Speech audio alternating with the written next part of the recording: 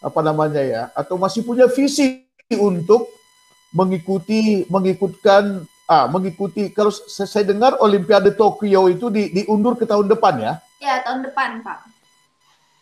Nah, tahun depan itu biasanya ya kita berharap nanti vaksin COVID ini sudah ada dan COVID-nya juga sudah makin berkurang ya, sehingga dunia olahraga Olimpiade itu pun bergairah kembali karena memang itu harus bergairah karena Olimpiade itu adalah simbol dari semangat hidup manusia itu kan.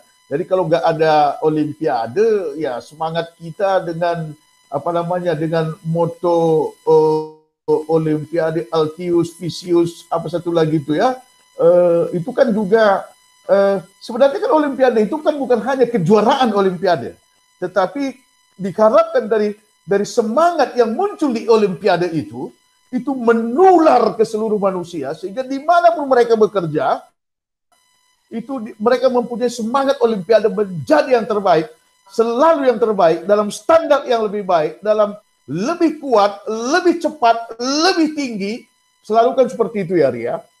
Jadi pertanyaan begini, seandainya Forky itu akan membuka latihan kembali untuk kejuaraan Olimpiade, kenapa kami yakin kamu akan dipilih? Forky,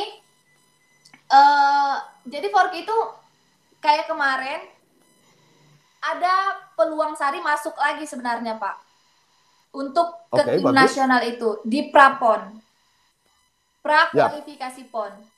Nah di situ ada peluang Sari buat masuk lagi ke tim nasional kalau Sari juara 1 di prapon itu.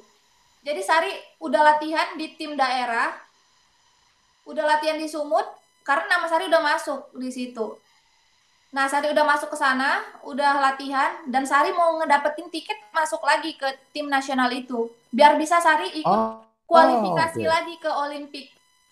Tapi waktu Sari nyampe di prapon itu, Sari nggak dikasih main. Oh, kenapa? Karena katanya ada batasan umur. Oh, nah, sebelumnya, prapon sebelumnya, semua senior Sari yang tim nasional dulunya yang dapat medali di SEA Games, mau medali perak, mau medali perunggu, mau medali apapun itu, dapat medali, mereka dapat kayak wildcard gitu Pak. Buat tiket ke prapon. Nah, waktu ada meeting, rapat, dan semua pelatih Sari juga ada di situ, semua pelatih Sumatera Utara, pengurus Sumatera Utara juga ada di situ, dan di rapat itu dibilang Sari dapat wildcard untuk ikut prapon walau ada batasan umur. Oke, terus?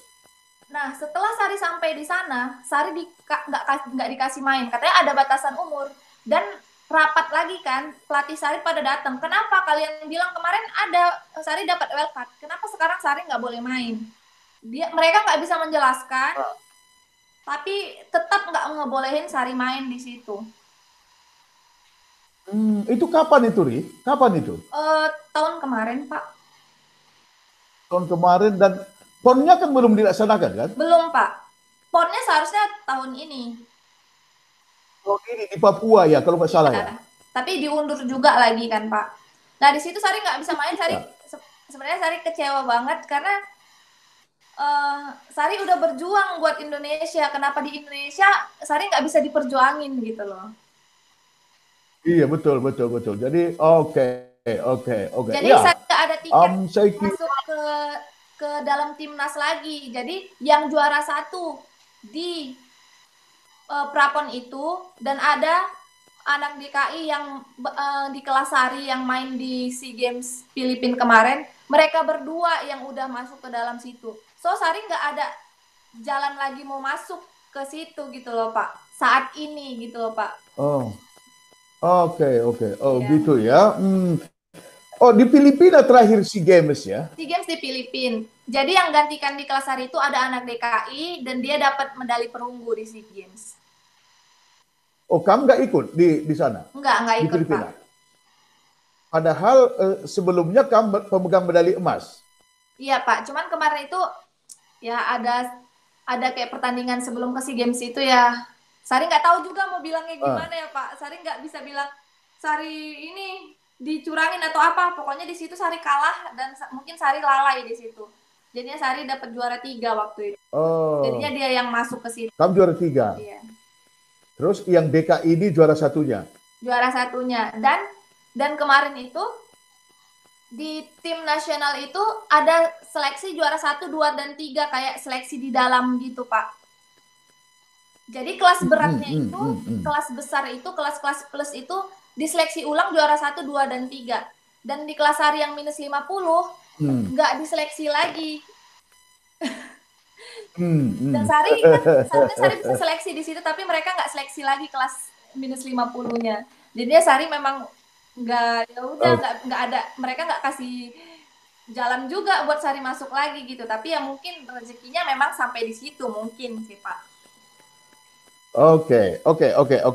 Saya ngerti kalau gitu. Itu memang salah satu yang terjadi di seluruh cabang olahraga di Indonesia, Ri. Saya sudah mendengar dari teman-teman di Sumatera Utara, baik di nasional juga. Di Indonesia, ya apa namanya ya, faktor-faktor subjektivitas dalam dunia olahraga itu harus kita akui masih ada ya, nanti ya. Tetap masih ada.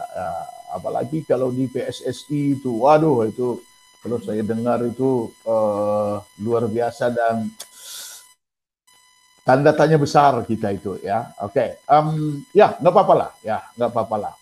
Kalau Tuhan mengizinkan, kamu pasti akan diundang lagi ke Olimpiade nanti. Amin Pak. Dengan jalan-jalan, dengan cara-cara yang kita tidak ketahui. Iya, benar. Hanya kalau Tuhan mau. Kami tetap mempersiapkan diri lah ya. Latihan tetap kami latihan. Latihan Sari 1 hari sekali. Kadang ada kayak dulunya tim nasional junior, jadi dia dari Manado. Terus dia belum ada pelatih, jadi sering latihan sama Sari gitu Pak. Kadang dia online, kadang dia datang ke dojo yang di sini latihan bareng-bareng berdua gitu Pak. Jadi ada partner juga 1 hari sekali gitu. Kalau dia bisa pasti latihan sama Sari. Oh, dari Manado dia. Iya. Oke. Ya. Kalau gitu saya punya saran gini, Ri. Pertama, jangan buyarkan visidu untuk tetap bertanding di tingkat Olimpiade. Persiapkan diri, latihan terus, dan berdoa kepada Tuhan. Iya, Itu Pak. satu. Itu saranku. Cara yang kedua, Ri, adalah coba seandainya jalan memang sudah benar-benar tertutup itu, kamu ingin sejauh mana di bidang karate ini? Kalau apakah ya, kalau untuk jadi atlet ya sampai Sari stuck. Mungkin ini dibilang udah stuck, ya mungkin bisa dibilang stuck gitu ya Pak.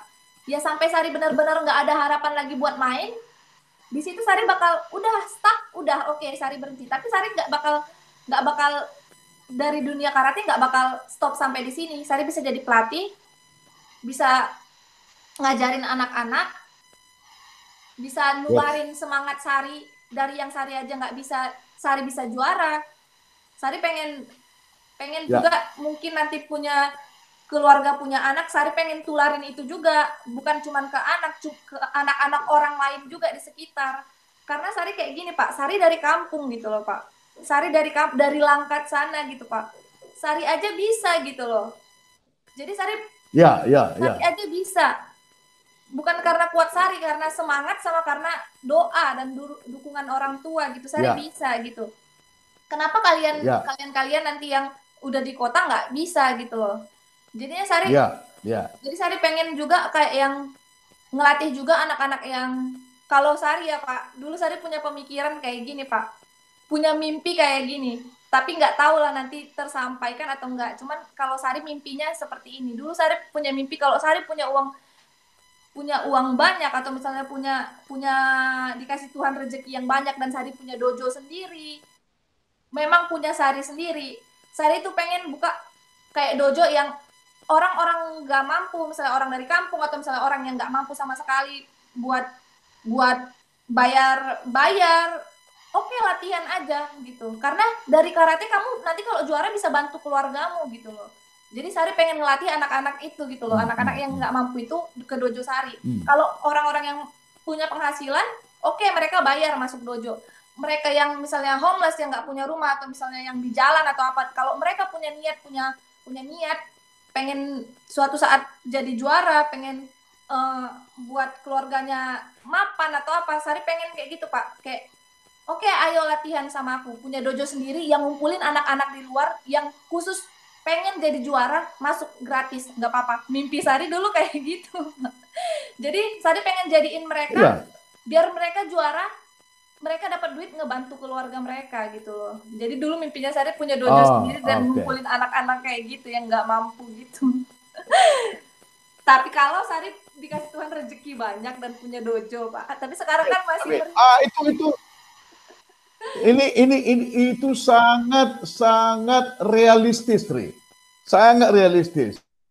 Dan aku yakin sekali suatu saat kan pasti punya dojo, ya, dojo.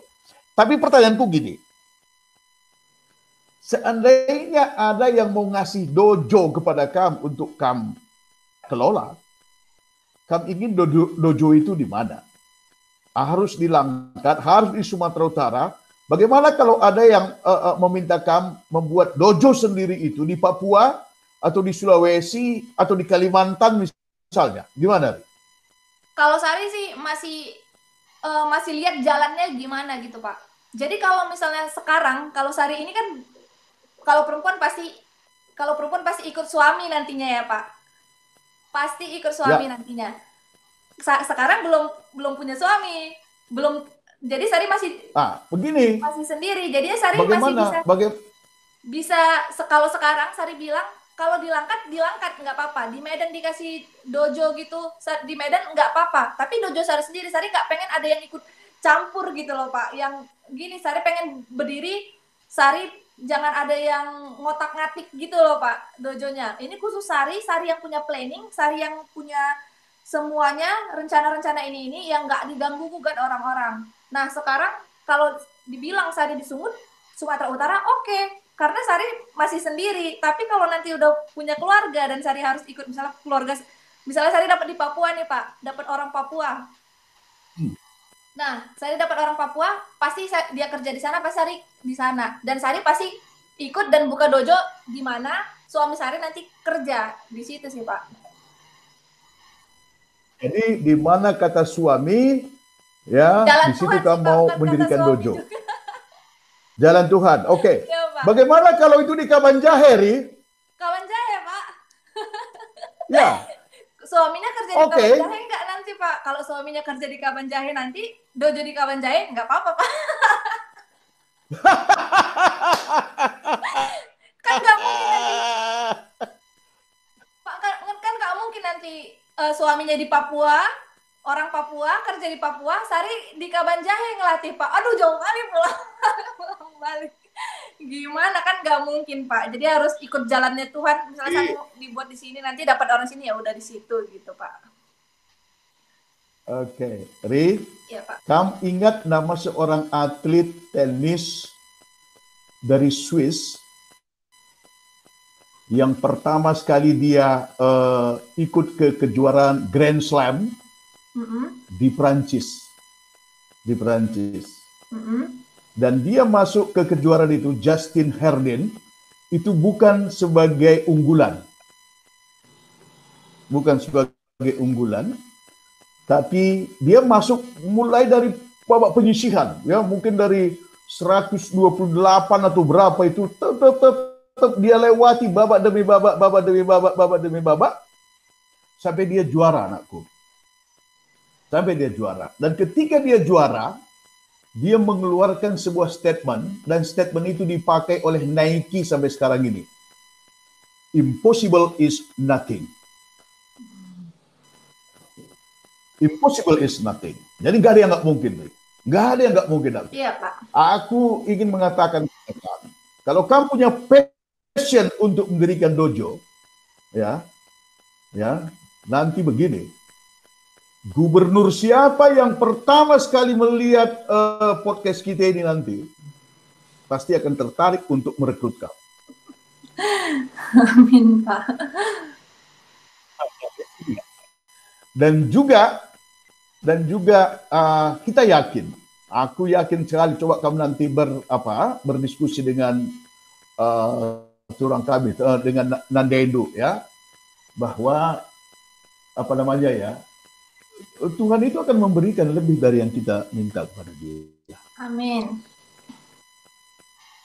Tuhan akan memberikan lebih apa yang kita minta kepada Dia. Jadi yang kamu bayangkan, yang kamu pikirkan tadi itu semua itu maka tadi aku bilang itu sangat realistis. Sangat realistis. Nah, saya punya 2 pertanyaan lagi sama kamu nih. Yang pertama adalah saat ini. Iya, Pak. Kamu rindu nggak sama Bapak Lu? Gimana, Pak? Kamu rindu nggak sama Bapak Lu saat ini? Kamu kan di Jakarta, Bapak di Langkat ya. Rindu lah, Pak. Tiap malam Sari pasti video call sama Bapak. Lebih sering video call sama Bapak atau sama Mama? Sama Nade? Sama Bapak. Karena dari dulu itu sampai mama itu bilang Sari itu sama Bapak aja. Kalau adik yang nomor 2 sama nomor 3 ke Mama. Jadi Sari apa-apa ke Bapak dan mereka apa-apa ke Mama gitu loh, Pak. Jadi Sari dari kecil udah Bapak dari kecil udah Bapak gitu. Jadi dibilang Mama, "Kau darah bapakmu kau ya," katanya gitu. "Kau darah bapakmu memang." Jadi kalau apa-apa dikit-dikit Bapak gitu. Jadi sama Bapak udah saking dekatnya, Pak, sama Bapak. Saking dekatnya. Dulu Sari punya pacar waktu kuliah dan ada kejuaraan di daerah, dulu punya pacar dan Sari pacaran, misalnya dia datang nonton Sari pertandingan, Sari di situ duduk sama pacar Sari dulu ngobrol, "Hai, Bapak nemenin di belakang." "Pak, temenin aku lah, Pak." Sari bilang, "Pak, temenin aku." Dan Bapak duduk di belakang situ, kami ngobrol, Bapak di belakang. Jadi dibilang, "Cus, temenin adikmu sana, mau ketemuan sama si Anu," kata Bapak. Terus bilang, "Nggak mau, aku maunya sama Bapak." Aku bilang gitu. Jadi Bapak duduk di belakang, kami ngobrol-ngobrol di situ. Saking dekatnya sama Bapak. Jadi Bapak memang dari dulu. Aku bisa bayangkan. Aku bisa bayangkan saat kamu ngobrol dengan pacar lu, Bapak lu mikirin apa dia ya? Nggak tahu Pak. Ya jadi gitu. Adik lu nomor 2, nomor 3 laki atau perempuan? Gimana Pak? Adik lu nomor 2, nomor 3, berarti kamu 3 bersaudara? Nomor 2 cowok, laki-laki, nomor 3 itu perempuan. Dua-duanya ikut karate, cuman kayak mereka kayak adik Sari yang paling kecil, jadi dapat omongan, misalnya diomongin gini sama pelatih Sari dulu, dibilang, "Adikmu gini, dia dengar, dimaki, dimarahin, langsung nyerah gitu loh Pak. "Udah Pak, aku nggak mau karate lagi," gitu. Jadi dia fokus sama kuliahnya gitu Pak. Jadi nggak tahan dia dengar omongan gitu. Sari dulunya juga nggak tahan sih, tapi karena setiap hari omongan itu udah ada tiap hari, jadi udah kebal, jadi udah biasa omongan itu sama Sari. Karena faktor dibiasakan, makanya jadi biasa. Jadi Sari udah normal aja gitu.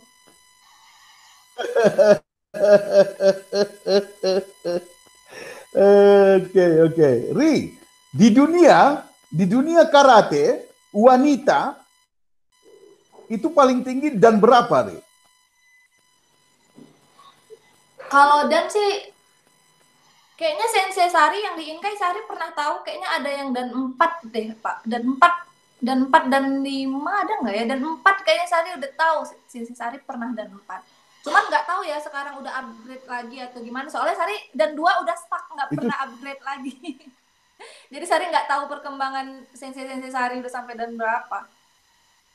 Yang cewek ya Pak. Oke. Iya, Shinsendo yang cewek dan 4 itu orang Indonesia atau orang Jepang? Indonesia Pak. Yang Sari bilang orang-orang Indonesia yang dari Inkai. Orang Indonesia. Ya. Jadi ada kayaknya Sensei Omita yang dari Inkai juga, kayaknya dia udah dan 4 deh. Kayak ada lagi Sensei yang lain juga kayaknya udah ada yang dan 4. Oke. Kamu juga ingin dan 4 kan? Atau dan 5 kan? Kalau dan sih Pak, Sari masih belum pengen jadi kayak yang sensei di atas gitu, masih belum Pak. Jadi Sari masih pengen kayak ngelatih anak-anak kecil atau misalnya ngelatih ini, belum pengen yang dituakan banget di karate gitu, belum pengen Sari Pak. Masih pengen ngerintis adik-adik yang kecil Iya. gitu Pak. Jadi Iya, tapi kan apa namanya, tidak tertutup juga kemungkinan itu toh. Iya Pak, pasti sih Pak. Kalau sekarang sih belum ada juga, dan soalnya Bapak juga dan 2 masih Pak. Jadi Sari kayak mau ngelangkahin Bapak mau di atas lagi, nanti Bapak kan di bawahan Sari, jadi aduh Bapak aku, masa Bapak aku dan jadi bawahan aku gitu. Jadinya Bapak juga masih dan 2, ya udahlah Sari stuck dan 2 aja dulu, tunggu Bapak di atasan Sari lagi gitu. Oke. Ini sedikit pertanyaan iseng aja nih, nggak perlu banyak kita bahas. Nama pelatih Ndo sekaligus juga pelatih Bapak Ndo itu dari Inkei, apakah David Purba? Bukan Pak, Zulkarnain Purba. Oh, Zulkarnain Purba, Oke. Ya, Zulkarnain Purba. Kenapa? Gini, aku sedikit cerita mengenai diriku. Aku dulu waktu SMP, SMA, Kushin Ryu, KKI. Oh, sama kayak Sensei Roberto, Pak. Ya, justru Sensei Roberto itu kalau kamu tanya dia, maka aku yang menarik dia, mendorong dia, mempersuasi dia untuk menjadi karateka. Karena aku duluan di Kabanjahe sana. Nah, makanya sampai sekarang Roberto itu bilang, ini motivatorku ini, kalau kami ketemu kan. Tapi aku berhenti di coklat, sabuk coklat, Q2. Nah, sedangkan Roberto terus sampai dia dan 4 seperti sekarang ini ya. Nah, kalau saya tidak salah dan 4. Nah, saya pada saat itu pada tahun 80-an itu Kushin Ryu sama Inkei itu 2 terbaik di Sumatera Utara. Nah, jadi saling tahu juga kami memang siapa shinsei-shinseinya yang paling top pada saat itu. Zulkarnain Purba. Sedangkan kalau di Kushin Ryu pada saat itu ada namanya Tojo Simanjuntak, itu yang pertama. Kemudian juga ada yang akhirnya dia menjadi kiper top PSMS pada saat itu. Marga Hutauruk ya, Marga Hutauruk. Itu di awal-awal perkembangan dunia karate di Sumatera Utara itu memang di zaman Bapak Du. Zaman Bapak Du itulah. Nah, itu awal-awalnya gitu ya, sampai sekarang, sampai akhirnya Kam. Oke. Ada satu yang menarik sekali tadi, ingin kutanya kepada Kam. PPLP, tempat dulu latihan pertama itu di mana? Di Medan atau di Langkat? Medan Pak, di Sunggal. Oh, itu di Sunggal. Iya. Oke. Dan itu dananya dari mana? Dari pemerintah Sumatera Pak, Utara atau pemerintah Sumatera Utara. Jadi PPLP itu di sebelahnya itu SMA 15, Pak. Jadi samping-sampingan asrama sama sekolahnya. Jadi kami di situ uang pokoknya makan udah di situ, ditanggung situ, dan kami kemarin tuh ada uang saku. Dulu saya dapat uang saku 250 per bulan. Oh, dari PPLP. Dari PPLP. Nah, 250, baju udah dikasih, tasnya juga pokoknya udah ada, tasnya juga PPLP pokoknya.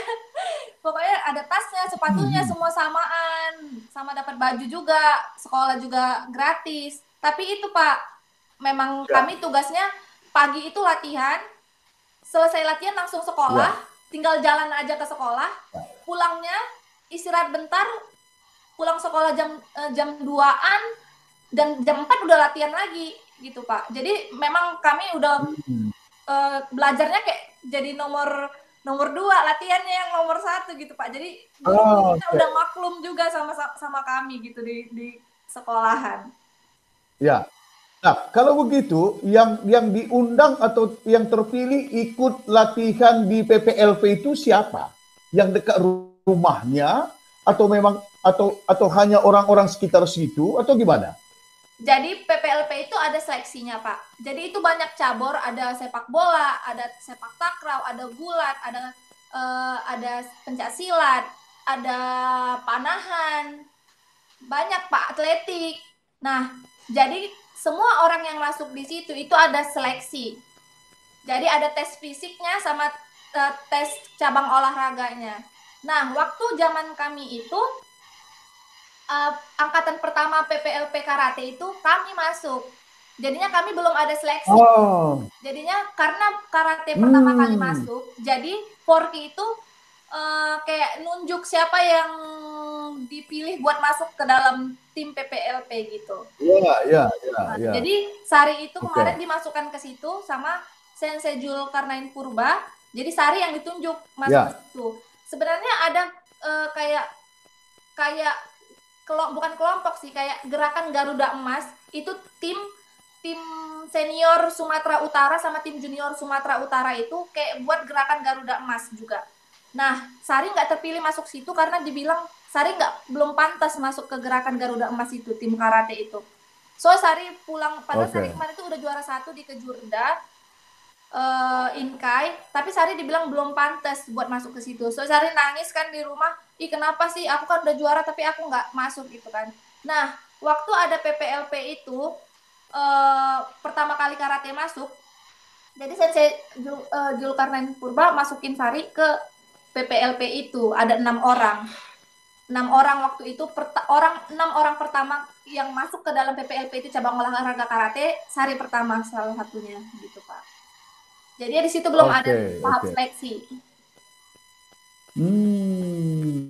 Oke. Sampai sekarang itu masih ada nggak, Ri? Masih Pak.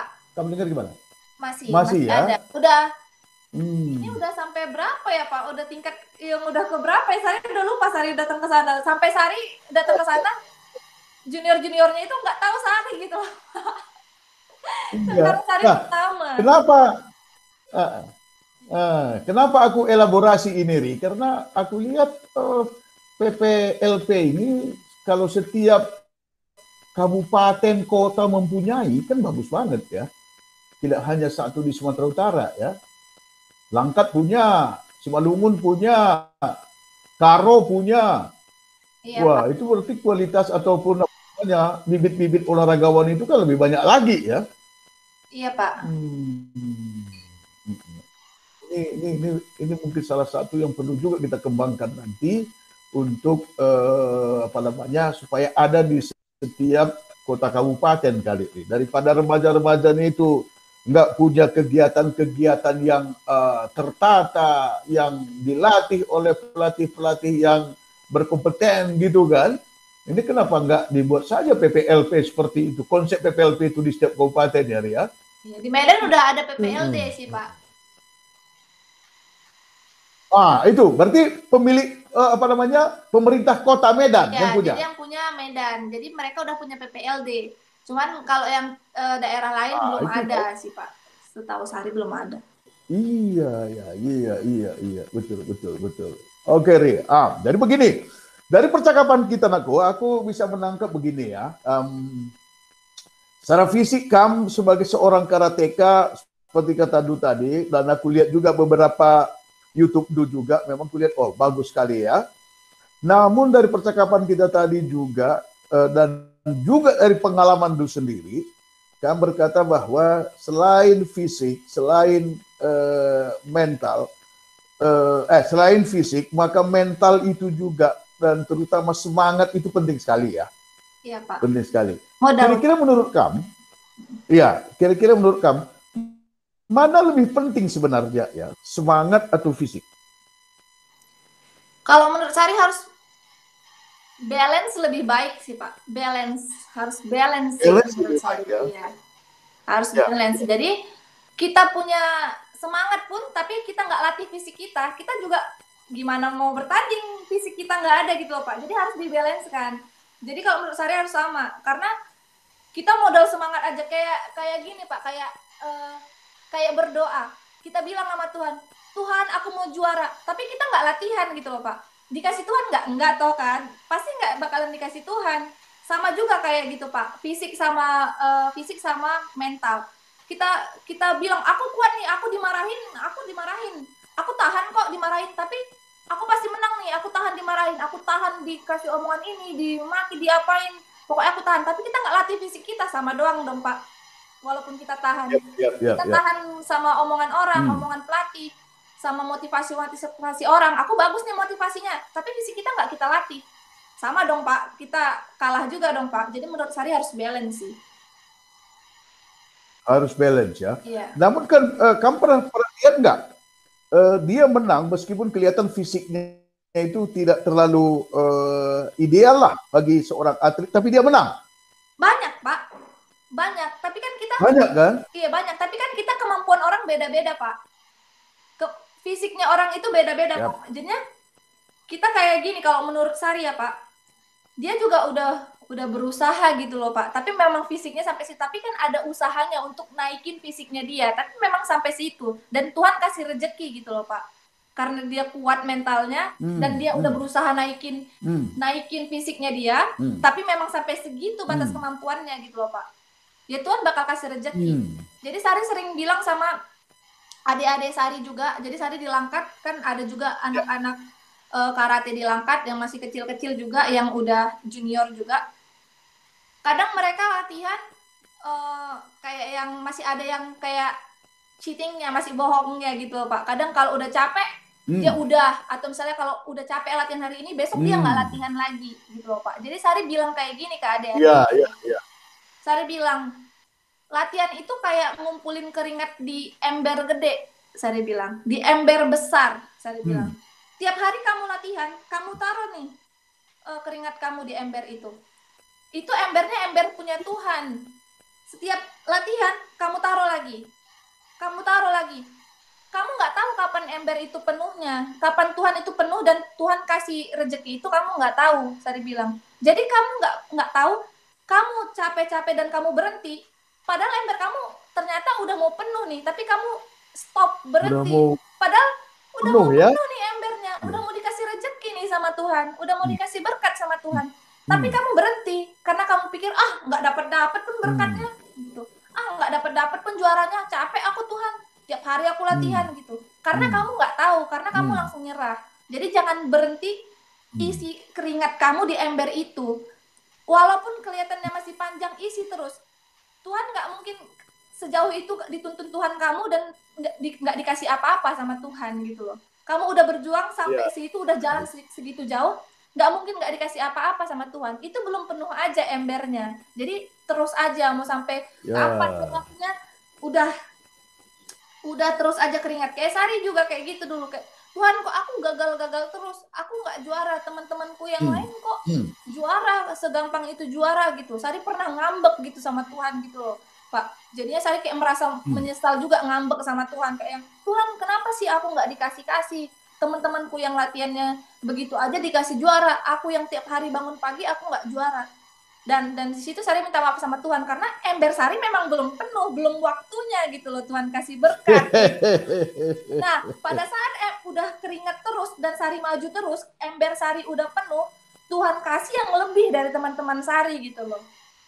Jadinya buat adik-adik di luar sana pun, kalau kalian punya mimpi, jangan nyerah, jangan nyalahin Tuhan. Ember kalian belum penuh aja. Nanti kalau udah penuh, dikasih yang berkat yang lebih dari Tuhan gitu, dari teman-teman kalian yang nggak berusaha gitu. Jadi kayak gitu Sari bilang sama adik-adik Sari di Langkat. Bagus banget. Nah, Ri, di podcast sebelumnya saya bercakap-cakap dengan bibi saya panggil bibi sama dia, Pergunan Tarigan. Nah, dan dia bilang pada saat itu memang untuk menjadi atlet setingkat internasional itu, pertama memang harus ada bakat dalam diri. Kemudian yang kedua itu latihannya harus tertata dengan baik dan dilatih oleh pelatih-pelatih top, ya. Kemudian yang ketiga, kalau saya tidak salah juga dia berkata bahwa asupan fisik, makanan dan seluruh prasarana juga seperti kami bilang tadi, dojo itu juga harus ada, ya. Itu tiga syarat yang menurut Bibi itu. Dan satu lagi itu adalah tentu saja peluang-peluang untuk mengikuti kejuaraan-kejuaraan terutama di tingkat dunia. Nah, dari pengalaman dulu selama ini, baik di tingkat daerah maupun tingkat nasional, apakah yang tiga ini juga diutamakan? Ya, bakat bawaan, kemudian latihan yang tertata, dan juga tentu saja semangat orang yang berlatih itu. Tapi yang ketiga juga adalah prasarana dan juga asupan-asupan yang dikonsumsi oleh para atlet itu. Kalau misalnya ini saya ikuti di surat kabar, Shin Tae-yong, pelatih tim nasional sepak bola dari Korea itu salah satu komplainnya terhadap calon-calon pemain sepak bola nasional itu adalah terlalu banyak makan gorengan. Marah dia, makan gorengan aja. Dan ternyata memang orang-orang Indonesia itu paling suka makan gorengan, gitu ya, paling suka makan gorengan. Nah, oke lah. Tapi kalau kamu lihat untuk memajukan olahraga nasional ini, olahraga nasional lah, supaya atlet-atlet kita itu seperti kamu lah, berhasil meraih medali emas minimal di tingkat SEA Games atau Asian Games atau bahkan di Olimpiade gitu ya, di Olimpiade. Menurut lu apa yang paling perlu difokuskan dari tiga hal tadi? Kalau menurut saya sih, kalau seperti pengalaman Sari, Pak, Sari orang yang pelatih Sari bilang nggak punya talenta. Jadi kalau menurut Sari, nggak harus punya talenta kamu masuk ke dalam bidang itu gitu loh. Modal semangat aja, Sari bilang modal semangat aja, tapi kamu tekun dan modal semangat aja kamu bisa gitu loh. Yes. Kalau menurut Sari, jadi mau masuk ke situ kalau dibilang punya talenta lebih bagus gitu loh Pak. Jadi yang punya talenta tekun, wah bakal luar biasa Pak. Ya. Soalnya saya aja yang nggak punya talenta tekun, waktu itu saya tekun, saya bisa, apalagi orang-orang yang punya talenta. Jadi mungkin menurut Ibu yang punya talenta itu bakal lebih bagus masuk ke dalam passionnya itu, misalnya olahraganya itu, cabangnya itu lebih bagus, lebih baik. Jadi kalau yang punya talenta bagus Pak, lebih bagus yang masuk itu memang punya talentanya, passionnya di situ menurut saya. Gitu. Kalau soal itu, kalau soal bakat talenta, oke. Bakat sama talenta oke. Menurut saya juga oke sih. Tapi nggak ada bakat pun kalau memang dia, aku pengen jadi atlet ini, aku harus berusaha jadi atlet ini, kenapa enggak? Gitu Pak. Terus gitu kalau prasarana, kalau prasarana, kalau menurut Sari, kalau nggak ada bisa dimodifikasi gitu loh Pak.